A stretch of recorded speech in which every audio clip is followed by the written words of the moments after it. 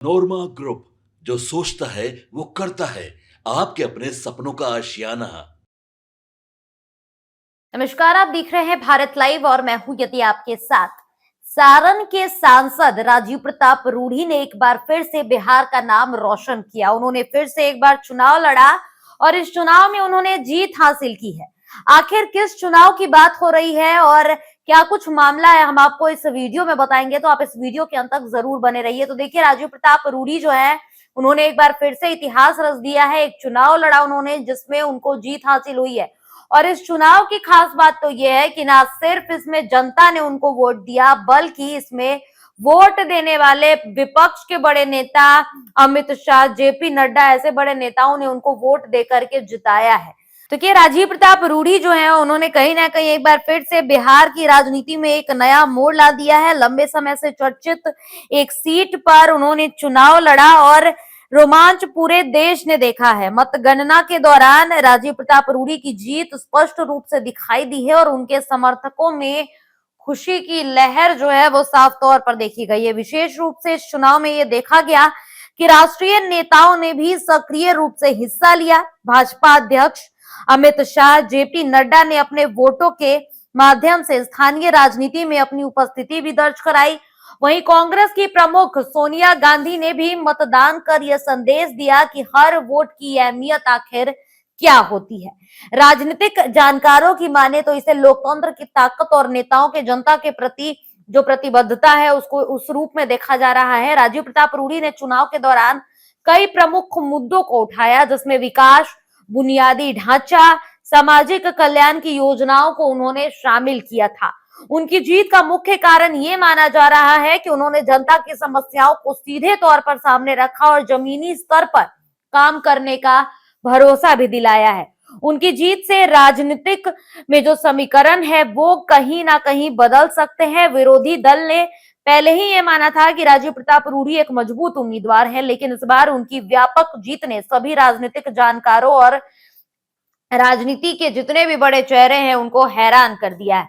इसे केवल सीट ही की जीत नहीं मानी जा रही है, बल्कि राजनीतिक संकेत जो है वो भी एक संदेश के तौर पर देखा जा रहा है।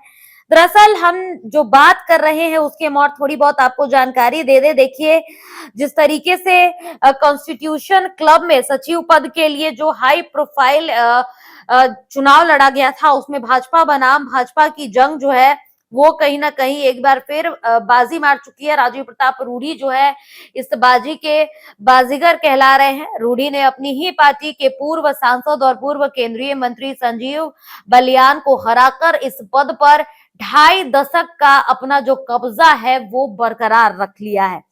तो कॉन्स्टिट्यूशन क्लब के सचिव के पद के लिए हाई प्रोफाइल चुनाव हुआ था, जिसमें भाजपा बनाम भाजपा की ही लड़ाई हो रही थी और सभी को ये आश्वासन दिलाया राजीव प्रताप रूढ़ी ने कि वो इस पद के लिए किस तरीके से काबिल हैं।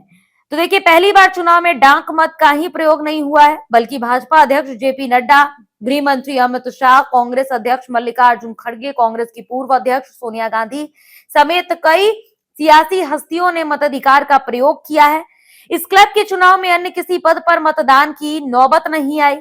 खेल सचिव पद पर राजीव शुक्ला, सांस्कृतिक सचिव के पद पर तिरुचि शिवा और कोषाध्यक्ष के पद पर जितेंद्र रेड्डी जो है उनको निर्विरोध चुने गए हैं। हालांकि सचिव पद पर राजीव प्रताप रूढ़ी के खिलाफ उनकी ही पार्टी के बलियान ने नामांकन किया, जिसके कारण चुनाव की नौबत आई थी। इसके बाद दोनों उम्मीदवारों के पक्ष में पार्टी लाइन के ऊपर उठकर जो खेमेबंदी है उसमें मुकाबला जो है वो बेहद दिलचस्प हो गया था और कहीं ना कहीं राजीव प्रताप रूढ़ी ने एक रिकॉर्ड बना दिया है। उनके हित में न केवल पक्ष के नेताओं ने बल्कि विपक्ष के नेताओं ने भी वोट डाला है और सभी को ये राजीव प्रताप रूढ़ी ने भरोसा दिलाया है अपनी काबिलियत से कि वो इस पद के लिए काफी संतुष्ट कैंडिडेट थे। फिलहाल इस खबर में इतना ही। ऐसी तमाम खबरों के लिए आप देखते रहे भारत लाइव। धन्यवाद। आपके सपनों को हमने सजाया है, ई होम्स पैनोरामा को हमने बनाया है। ई होम्स मेरा एक सपना था जिसपे मैं पिछले 4 साल से काम कर रहा था। हमने जो बनाया है वो सबने है माना। ई होम्स पैनोरामा में हो आपका भी आशियाना। और फाइनली हमने 2021 में इस प्रोजेक्ट को लॉन्च किया। बहुत लोग अप्रिशिएट कर रहे हैं कि पूर्णिया जैसे शहर में बिहार के, एक तो बिहार की बात करें उसमें भी पूर्णिया जैसे छोटे जगह में इस तरह का लाइफस्टाइल देना, ये सुन के हम लोगों को बहुत अच्छा लगता है। ई होम्स में हमने कुछ और भी किया है, जैसे हम जिस जगह में रह रहे हैं हमारे फैमिली सिक्योर हो, उनको सिक्योरिटी का ध्यान में रखा है। आपकी सुविधा और सुरक्षा आपके लिए खास है, ये आपका विश्वास है। इसमें आर्टिफिशियल इंटेलिजेंस का 7 लेयर सिक्योरिटी का हमने इस्तेमाल किया है। लस ग्रीन कैंपस को बनाया है। यदि हमारा बाउंड्री वाल है तो वो वर्टिकल गार्डन है।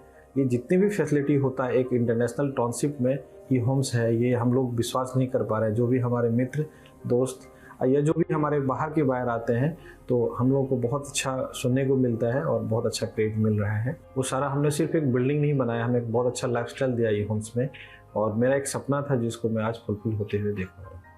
ये आपका आवास है। ई होम्स पैनोरामा में अब आपका निवास है। E Homes Panorama, luxurious lifestyle redefined. Panorama Group, जो सोचता है वो करता है। अगर ये वीडियो पसंद आई और वह बिहार के राजनीति और बिहारियत से सरोकार रखेनी तो सब्सक्राइब बटन दबा के चैनल के सब्सक्राइब कर ली। ओजे एगो घंटी बा, ओकरा बटन दबा देला से कुल सटीक और मारक खबर रुआ मुफ्त में मिल जाई। अगर रुआ पत्रकारिता के हमनी के नया प्रयोग में सहयोग कर चाहतानी तो ज्वाइन बटन दबा दी। पेटीएम नंबर नोट कर ली 9386 816 700।